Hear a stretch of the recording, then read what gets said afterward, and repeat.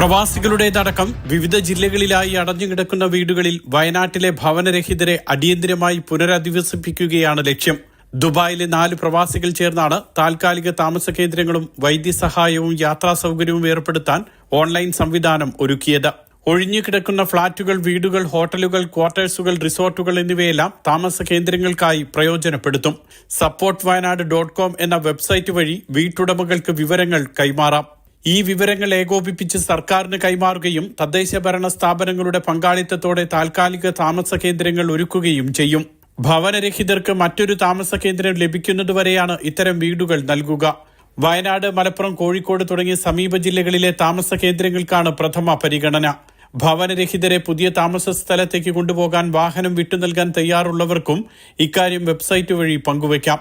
ചികിത്സയടക്കമുള്ള medical സേവനം നൽകാൻ തയ്യാറുള്ള ആശുപത്രികൾക്കും ആരോഗ്യ പ്രവർത്തകർക്കും ഇക്കാര്യം വെബ്സൈറ്റിലൂടെ പങ്കുവയ്ക്കാൻ കഴിയും.